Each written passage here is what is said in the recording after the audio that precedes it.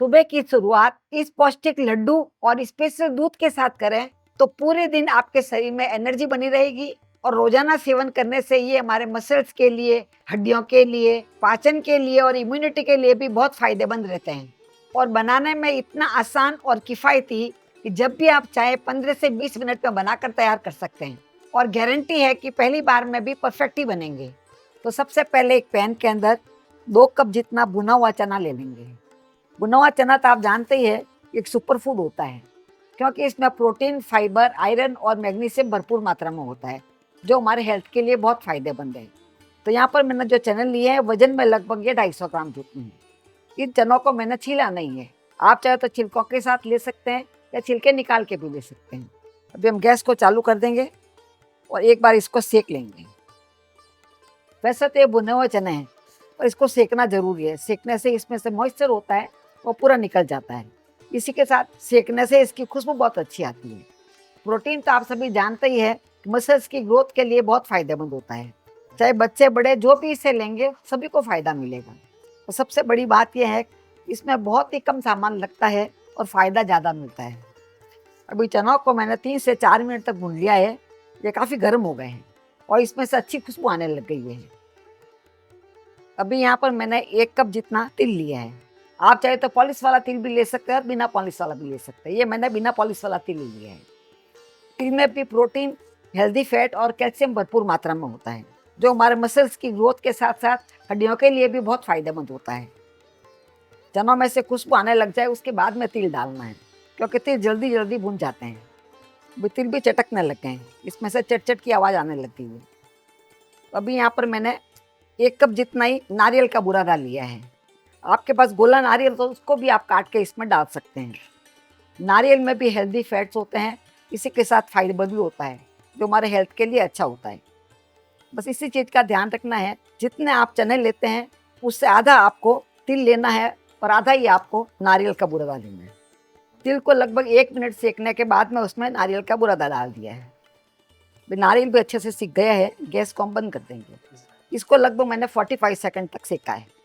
अभी इसको एक परात के अंदर ट्रांसफ़र कर लेते हैं।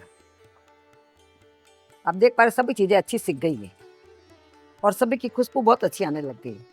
ये सबको मिक्स करके इसे फैला करके रख देंगे, जिससे थोड़े ठंडे हो जाएंगे।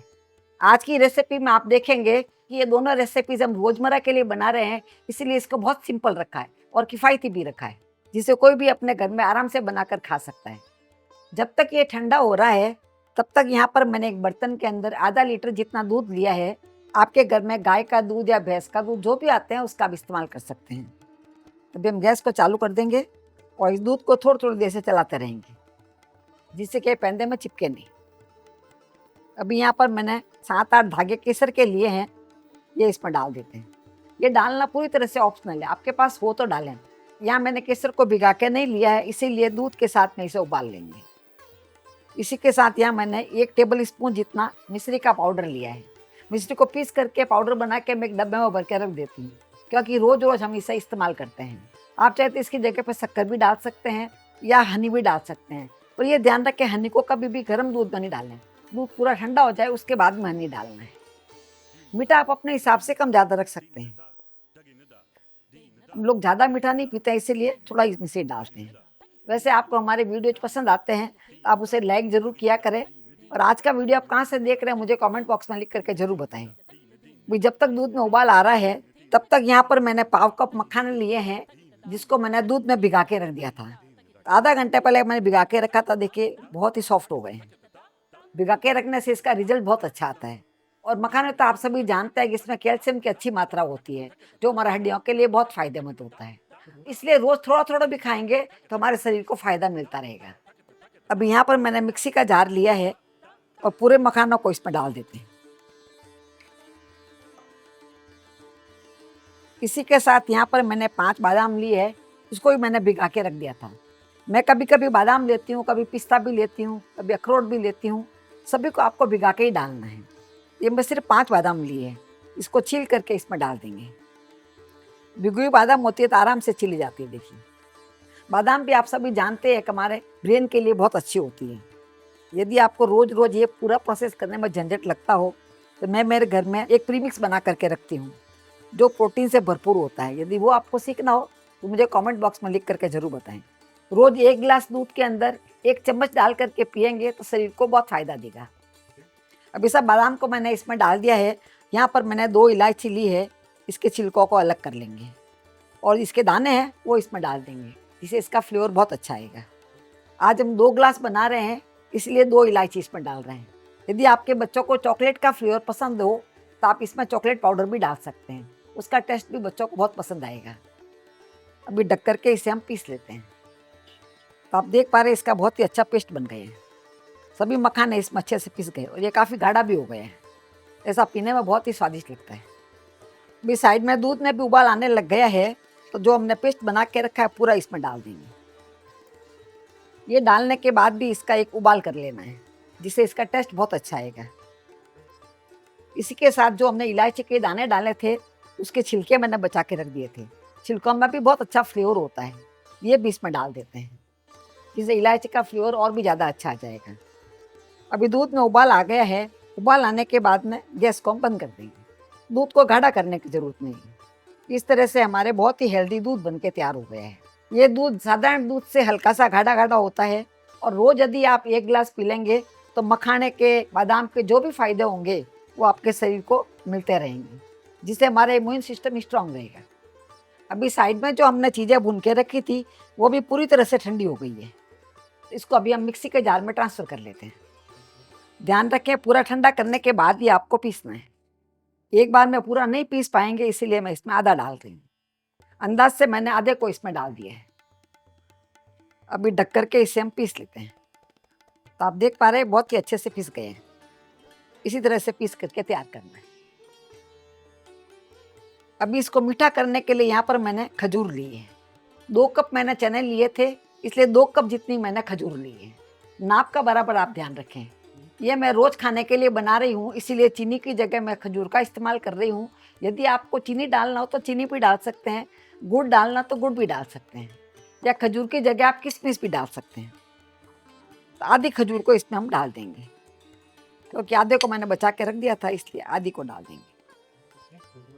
पर इस चीज़ का ध्यान रखें, खजूर में से बीज निकाल करके अच्छे से चेक करके डालें, इसमें बीज नहीं रहना चाहिए। अभी इसमें 1 चम्मच जितना घी डाल देते हैं। थोड़ा सा घी खाना भी हेल्थ के लिए अच्छा होता है, तो 1 चम्मच जितना घी मैंने डाला है। अभी ढक करके इसे हम पीस लेंगे। आप देख पा रहे हैं बहुत ही अच्छे से पीस गया है और बाइंडिंग भी इसमें अच्छी आ गई है। मीठा एकदम परफेक्ट हो जाता है। अभी इसको हम परात के अंदर निकाल लेते हैं। तो यहाँ पर मैंने एक परात ली है। वैसे आपको इस तरह की पारंपरिक रेसिपी पसंद आती है, आप हमारे चैनल को सब्सक्राइब करके बेल आइकन ज़रूर दबा दें, जिससे जब भी हमारा नया वीडियो आएगा आपके फ़ोन में घंटी बज जाएगी। और फेसबुक पे देख रहे हैं तो आप हमारे पेज को फॉलो कर सकते हैं। इस तरह से दूसरा बैच भी मैंने पीस लिया है, इसको भी इसी के साथ में निकाल लेते हैं। तो आपने देखा कि रेसिपी कितनी फटाफट बन गई है। सेकने में हमारे को सिर्फ 4 से 5 मिनट लगे थे और ठंडा करने में हमारे को 5 से 7 मिनट लग गए थे, और पीसने में तो बिल्कुल भी टाइम नहीं लगता है, फटाफट पीस जाता है। तो जब भी आप चाहे अपने घर में बना करके तैयार कर सकते हैं। और नाप भी इतने आसान है कि पहली बार में भी आपके घर में परफेक्ट ही बनेगा। एक बार इसको अच्छे से मिक्स कर लेंगे।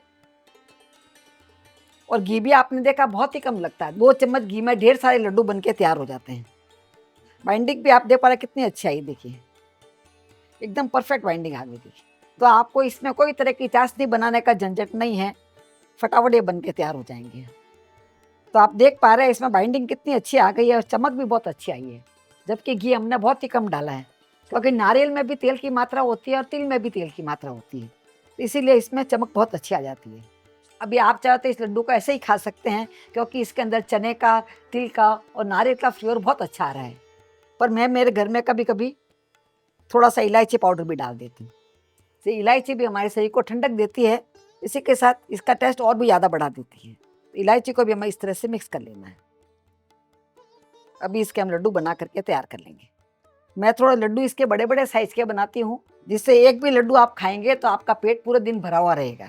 इसी के साथ शरीर को फ़ायदे भी मिल जाएंगे। इस तरह लड्डू बनाने के बाद में थोड़ा सा इस तरह से कर लें, इसे इसके ऊपर एक चमक आ जाती है।